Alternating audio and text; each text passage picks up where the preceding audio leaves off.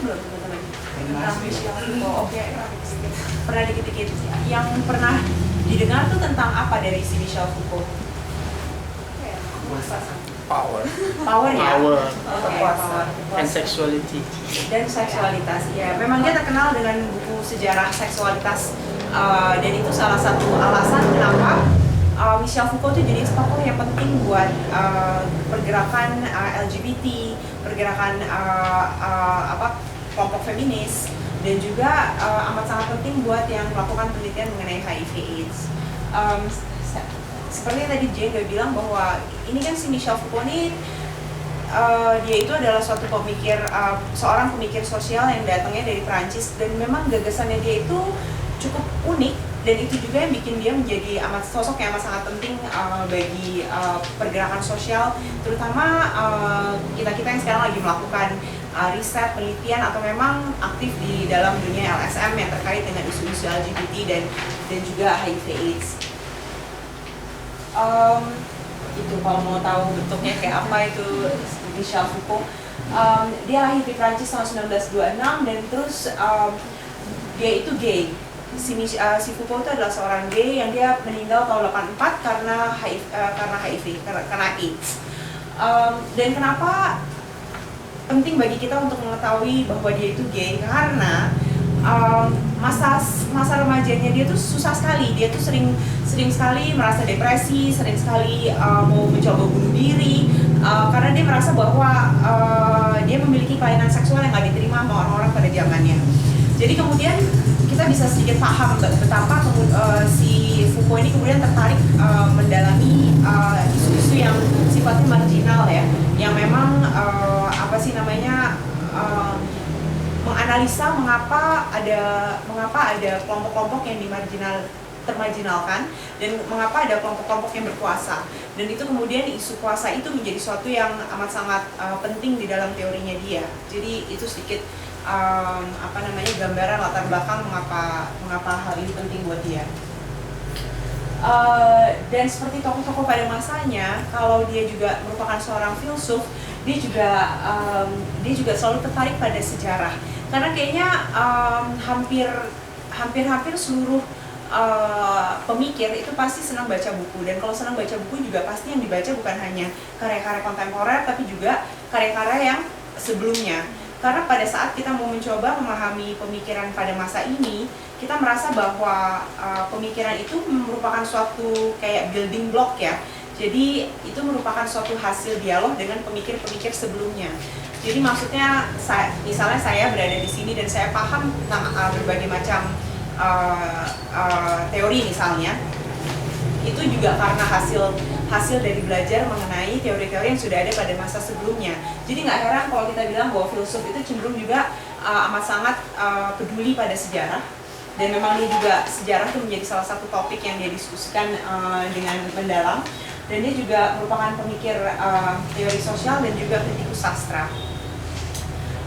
Pemikirannya banyak dipengaruhi oleh Althusser dan Nietzsche, dan ini menjadi amat sangat penting ketika kita paham bahwa di saat dia itu mulai tertarik pada isu-isu sosial, teori yang waktu itu sedang tren atau yang sedang amat sangat dibahas ketika masuk kuliah itu adalah teorinya Marxis. Jadi dia mungkin berpikir bahwa kenapa sih semua harus dibahas dengan kacamatanya si Marxism itu? Bagaimana caranya bisa membahas suatu isu sosial dengan menggunakan kerangka berpikir yang berbeda atau framework yang berbeda? Maka kemudian dia pun membaca banyak karya-karya orang dan menelurkan teori-teori barunya dia. Lalu yang juga dari tadi kita pertanyakan adalah kenapa sih, apa pentingnya si Foucault? Pentingnya si Foucault, kalau saya bilang itu adalah karena memang tadi kita sudah sempat bahas, teori-teorinya adalah mengenai subjek, kuasa, dan pengetahuan, atau yang dalam bahasa Inggrisnya kita bilang power knowledge, dan pemerintahan atau government itu amat berpengaruh dalam menyoroti isu-isu sosial. Buat kita yang berada di bidang ini tentunya itu adalah suatu hal yang menjadi penting ya, kita mempelajari si Foucault itu siapa. Dan karena dia itu begitu pentingnya, jadi jangan heran kalau teori dan pemikirannya dia kemudian juga sering dikutip sama orang-orang yang melakukan penelitian di bidang ini. Jadi kalau nanti ada orang ngomong, iya tuh si Foucault, menurut Foucault kan begini-begini, kamu bisa yang bilang, oh iya, saya juga tahu gitu ya. Karena memang teori-teori yang dipakai untuk menganalisa isu-isu sosial itu memang biasanya muncul itu lagi gitu ya. Jadi itu sebabnya kenapa kita penting tahu tentang Foucault.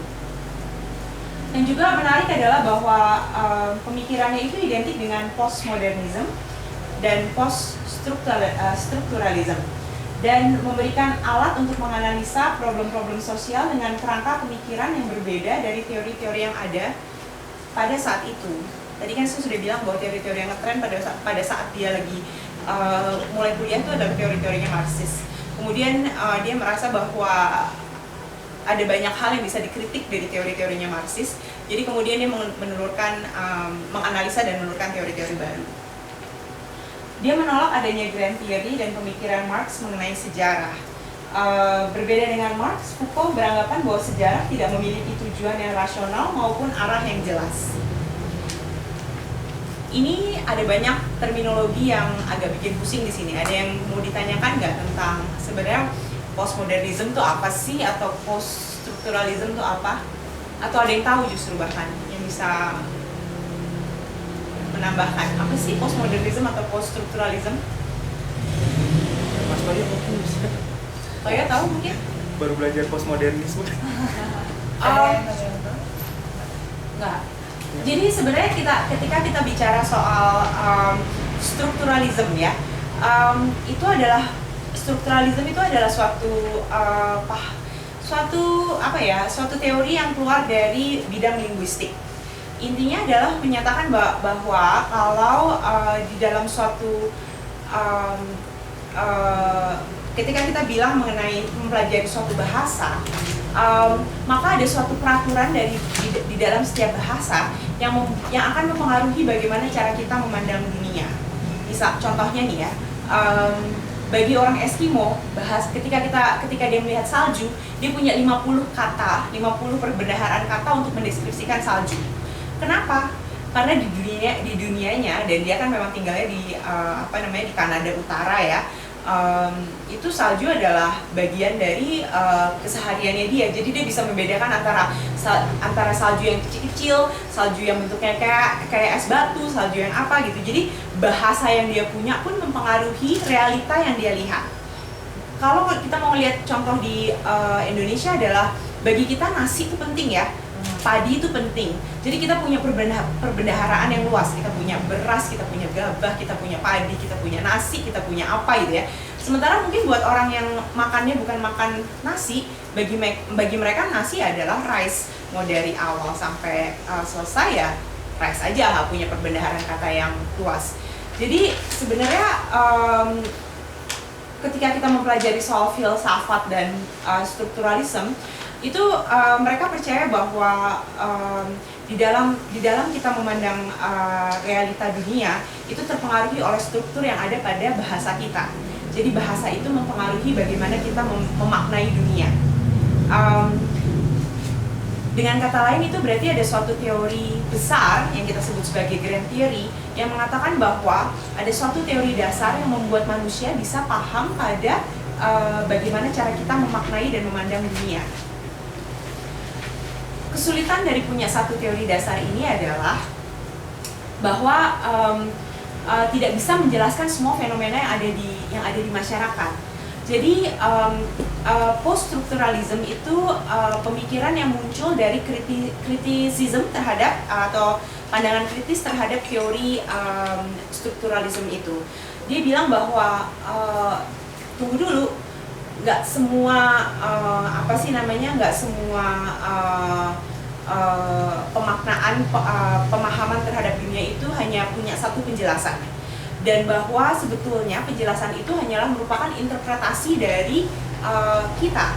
Jadi kemudian yang membuat labil adalah dengan ada yang mengatakan bahwa itu hanyalah sekedar interpretasi. Berarti kapan kita tahu bahwa betul-betul ada suatu hal yang nyata yang bisa kita pegang, kalau segala sesuatu yang kita lihat di dunia ini semuanya adalah interpretasi kita, bukan realita realita. Paham? Membingungkan ya? Oke, nah pokoknya kalau ada yang nggak dipahamin nanti saya dikasih tahu ya. Lalu kalau dalam hal teorinya Marx, dia itu ketika memandang sejarah, dia merasa bahwa sejarah umat manusia itu hidup dan ada di dunia ini karena dia memiliki satu tujuan tertentu. Misalnya dia ngomongin soal pergolakan antar kelas, antara the ruling class dan apa sih namanya ini kayak kelasnya si Prabowo ini kalian bilang antara yang punya kuasa dan yang tidak berkuasa, dan bahwa tujuan kita adalah menumbangkan pihak penguasa dan kemudian kita akan membiarkan yang yang marginal itu kemudian berkuasa. Tapi di dalam pemikiran Foucault nggak seperti itu. Dia nggak merasa bahwa sejarah itu punya satu tujuan yang jelas ke depannya itu seperti apa. Itu yang kemudian membuat pemikiran-pemikiran Foucault itu susah dipahami. Kenapa orang bilang bahwa teori-teorinya Foucault itu kayak belut licin, nggak bisa dipatok. Ini loh teorinya gitu. Karena memang si Foucault itu sendiri memang licin banget, dia nggak mau dikotak-kotakan, dia nggak mau dibilang dia itu post-structuralism, dia nggak mau dibilang bahwa dia itu postmodernism, dia nggak mau dibilang bahwa dia anti-Marx, karena sebetulnya dia juga pemikiran-pemikiran dia itu juga keluar dari dialognya dia terhadap bukan dialog ngobrol ya, tapi pemikiran dia terhadap tulisan-tulisannya si Marx gitu. Terus yang juga amat sangat licin buat si Foucault itu adalah bahwa dia tidak percaya ada yang namanya kebenaran yang hakiki atau the truth. Itu tuh bagi dia tidak ada. Semua tergantung pada konteks sejarah, dan aku rasa ini tadi yang Christine ngomong ya, nanya tentang sejarah tuh apa sih sebetulnya pentingnya buat si Foucault. Dia merasa bahwa apa yang benar itu berarti benar menurut konteks pada masa itu gitu. Jadi yang benar pada konteks kita sekarang belum tentu benar nanti konteks di masa depan, ataupun belum tentu benar di konteks masa lalu, ya kan? Kita bisa ngomongin HIV/AIDS itu contohnya. Pada masa itu, pada tahun 1980-an ketika baru pertama kali keluar kan, itu dibilang bahwa itu adalah penyakit yang kamu udah pasti mati. Jadi kalau kamu dengar kata AIDS, it's a killer disease ya, itu penyakit yang mematikan, pasti nggak mungkin hidupnya kamu lama. Sementara sekarang kan kita paham bahwa yang namanya HIV/AIDS itu adalah penyakit yang kronis, yang kayak diabetes, yang kalau kamu minum obat ya kamu bisa sehat-sehat aja dan baik-baik saja, dan kualitas hidupnya kamu pun baik-baik saja. Jadi suatu ide mengenai kebenaran tentang segala sesuatu itu sifatnya tergantung pada konteks sejarah pada masa itu. Itu yang kayak si Foucault tuh mau menggarisbawahi. Dan tujuan dari analisa dan teori-teori kritisnya adalah untuk menguak topeng yang menutupi proses kuasa dan memberikan ruang bagi mereka yang menderita untuk melawan. Dan ini yang mengapa teorinya si Foucault jadi banyak banget dipakai sama kelompok feminis, karena dengan menyatakan bahwa tidak ada general truth ya, dan juga mengatakan bahwa teorinya ini memang bertujuan untuk memberikan suara bagi kelompok-kelompok yang termarginalkan, maka ini jadi teori yang amat sangat seksi buat orang-orang yang bekerja di lingkup pekerjaan seperti kita ini. Jadi nggak heran bila pemikiran Foucault banyak dipakai oleh kelompok marginal serta para feminis yang memang menentang kelompok yang berkuasa. Oke? Kalau bisa dibilang, berarti pemikiran Foucault itu merupakan beliau menyatakan bahwa kebenaran itu tidak ada kebenaran yang absolut. Tidak. So, dan bukan cuma absolut, tidak ada kebenaran. Tidak ada kebenaran. Ya. Jadi kalau kita bilang itu ciri dari, kalau aku bisa tambah, itu ciri dari aliran post-structuralis dan post-modernis. Jadi kalau ada tokoh ngomong dia dikelompokkan sama ilmuwan sebagai tokoh post-structuralis dan post-mod, maka dia meyakini pasti tidak ada kebenaran. tidak ada kebenaran. Bukan cuma relatif, jadi tidak ada Tidak ada kebenaran. kebenaran. Ya. Iya. Mungkin itu yang perlu Itu teman-teman kita- intinya dari ya. teorinya Cosmo ya. Um, Salah satunya, Mas. Inti dari teori Cosmo tuh memang dia tuh pengen mendekonstruksi segala Iya. sesuatu yang stabil. Segala sesuatu yang kita terima sebagai salah satu contohnya dalam kebenaran itu pengen didekonstruksi dan dibuat menjadi tidak stabil. Jadi itu yang membuat sulit sekali teori-teori Cosmo itu untuk dipatokkan itu. karena mereka tidak mau kalau segala sesuatu menjadi tidak stabil, lalu apa yang bisa kita pegang gitu kan? Itu yang membuat teori-teori Cosmo itu agak-agak licin dan banyak dikritik oleh orang-orang. Karena lalu kalau nggak ada truth, lalu sebetulnya truth itu apa? Kalau tidak ada sejarah yang punya tujuan sesuatu ke depannya, lalu sebetulnya buat apa manusia dilahirkan? Jadi itu sebetulnya pertanyaan-pertanyaan yang muncul yang mengkritik pemikiran Cosmo ini. Jadi betul. Hanya ketakutan agama ya. Kamu boleh takut dengan ini. Ada lagi atau boleh dilanjutkan? Boleh Lanjut. Oke. Nah, seperti apa sih teorinya Foucault? Dari tadi kan kita baru menjelaskan kenapa siapa tuh Foucault, kenapa tuh penting ngomongin Foucault. Terus bendanya sendiri itu seperti apa? Ketika kita membahas mengenai Foucault dan bagaimana dia berteori, maka kita lihat bahwa ketika dia menganalisa sesuatu, bagi Foucault unit analisanya adalah wacana atau discourse. Wacana itu merupakan sebuah sistem kemungkinan dari suatu pengetahuan. Jadi ketika kita bilang wacana itu apa sih?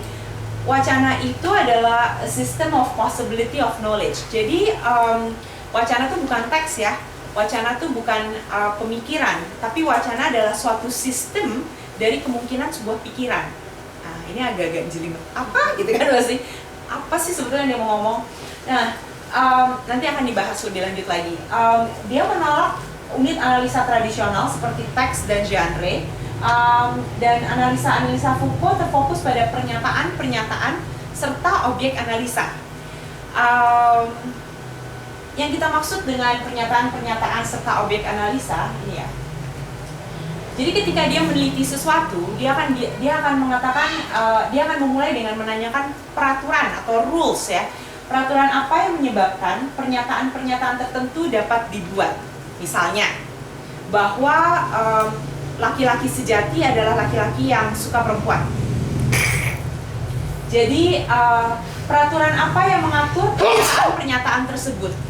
Jadi, kenapa kita punya konsep bahwa yang namanya laki-laki itu harus suka perempuan?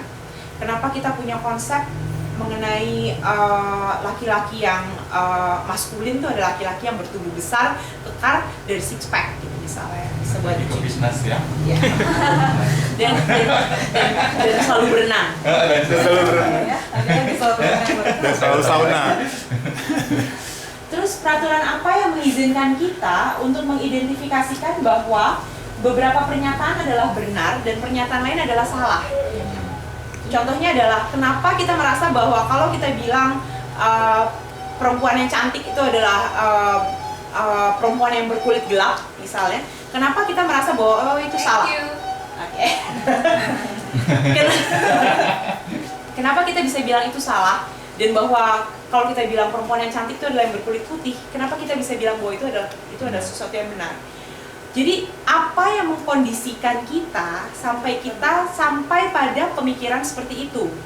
Jadi itu yang sebetulnya ingin ditanyakan oleh si Foucault. Jadi ketika dia menganalisa, dan itu juga yang disebut sebagai suatu sistem kemungkinan dari suatu pengetahuan, itu yang disebut dia sebagai suatu wacana ya.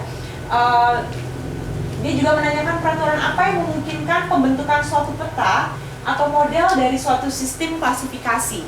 Contoh, bahwa dalam setiap manusia itu hanya ada dua jenis seks, hanya ada laki-laki dan perempuan. Sistem apa yang mengatakan bahwa tidak boleh ada waria? Sistem apa yang mengatakan bahwa tidak boleh ada nggak tahu apa lagi ya maksudnya. Jadi sistem seperti apa gitu yang membuat kita tuh hanya berpikir bahwa itulah yang mungkin. Lalu peraturan apa yang menyebabkan kita dapat mengidentifikasikan seseorang sebagai penulis? Misalnya ketika siapa tuh Majelis Islam Indonesia ya yang memfatwa bahwa kalau kita pilih pilih Jokowi maka kita haram hukumnya gitu misalnya. Jadi kenapa kita bisa bisa mengidentifikasi bahwa dia adalah suatu sosok kelompok yang punya kuasa untuk bisa mengatakan bahwa ini adalah benar, itu adalah salah. Kenapa orgi itu dianggap nggak bermoral gitu ya? Ya, betul. Mungkin ada lagi yang bisa ngasih contoh. Itu stres. Nah, mungkin ada yang bisa ngasih contoh selain yang tadi. Selain orgi, ada lagi nggak selain orgi? Trisam. Masturbasi Pak. Kenapa Masturbasi. Kenapa bilang bahwa masturbasi itu dosa? Ya. Gitu. Kenapa ada lagi yang lain? Mungkin banyak banget pasti ya kan. Iya, sama. Ada lagi Bahwa ya? kayak misalnya perkembangan itu kayak misalnya dari soal homo gitu. Homo ada jadi akhirnya berkembang lagi homo top, homo bottom, homo feminin, homo maskulin. Terus yang maskulin ada lagi begitu. Betul, itu adalah suatu sistem klasifikasi kan. Jadi siapa yang bisa jadi peraturan apa yang membuat suatu sistem klasifikasi? Dan ini nggak hanya terbatas pada masalah isu sosial ya, bahkan ketika kita bilang bahwa ketika kita mengelompokkan binatang, kalian kenal kan ada kelas, keluarga, apa gitu ya kalau belajar soal binatang. Kenapa kita sampai pada sistem klasifikasi seperti itu? Kan kita bilang bahwa oh itu memang harusnya seperti itu, tapi ternyata di Cina beberapa ratus tahun yang lalu, bagaimana mereka mengelompokkan binatang adalah binatang yang gendut, binatang yang berbulu, binatang yang baru jatuh dari langit. Nah, bayangin dong, kita ketika baca sistem klasifikasi seperti itu, kita kan langsung mikir, aneh banget, maksud mengelompokkan berdasarkan binatang berbulu, binatang gendut, binatang baru jatuh dari langit gitu kan, kayaknya nggak masuk banget ke dalam sistem pemikiran kita. Tapi itu hanya menunjukkan bahwa di dunia ini tidak ada sesuatu yang kita sebut sebagai kebenaran itu. Kebenaran yang diterima oleh kita amat sangat tergantung pada konteks sejarahnya, ya, dan juga pada siapa yang membuat pernyataan dan bagaimana semua pernyataan itu dilegitimasi dan diterima oleh kelompok masyarakat yang ada di situ. Paham nggak? Iya. Lagi merenung. Lagi mencoba Lagi hari-hari maksudnya apa nih? Biasa kalau udah kuliah Ini Pak, boleh di-repeat nggak kebenaran tadi apa tadi? Kebenaran. Tidak ada kebenaran. Ada kebenaran, Ci. Konteks berdasarkan konteks Jadi kok sejarah. jangan merasa Berdasarkan takut juga. konteks. Enggak, itu tadi kebenaran berdasarkan Konteks sejarah, siapa yang buat, siapa yang legitimasi. Iya, betul. Itu ada orang ya? Iya, terus aja Jan. Oke. Hai, Assalamualaikum. Kenal kan? Ya kenal dong sama Sultan. Hai. Hai. Hai. Terus bahasa Inggris kami. Sumpah, guru Ini bahasa tadi, Inggris. ini. Iya, bahasa Inggris kamu. Mepetan. Oh, mantan mahasiswaku. Sultan. Kenalin, saya Oh, halo Sam. Dong ya. ini Ayo lanjut. Ayo lanjut. Oke. Oke. Tadi sampai kebenaran siapa Tidak ada yang buat? benar, tidak. Enggak, kebenaran itu tidak ada yang benar, tapi tadi kebenaran itu juga dipengaruhi sama siapa yang buat apa tadi? Iya, siapa yang Sejarahnya. buat, siapa yang menyatakan ya, siapa yang menyatakan itu adalah kebenaran dan bagaimana itu dilegitimasi dan kemudian juga diterima oleh masyarakatnya. Oke. Jadi peraturan-peraturan apa yang menyebabkan suatu kebenaran itu bisa diterima sebagai suatu kebenaran? Ada konsensus di situ. Iya, ada Oke. konsensus. Bagaimana itu diterima, bukan bagaimana suatu ide itu kemudian diterima sebagai suatu kebenaran. Oke. Ya, Terus ada pertanyaan? enggak, saya jadi penasaran ngomongin masalah benar ini. Jadi bagaimana Foucault menanggapi kebenaran itu sendiri gitu. Jadi saya bertanya ke pertanyaan awal. Jadi apa itu benar? Apa itu yang kalau nggak ada kebenaran hidup kita gimana megangnya gitu kan? Kita harus memegang apa gitu. Ya, itu yang kemudian menjadikan teori postmodernisme itu menjadi teori yang amat sangat tidak stabil karena tidak bisa dipegang. Karena dia itu mengatakan bahwa ide-ide yang selama ini kita anggap sebagai kebenaran itu semu sifatnya.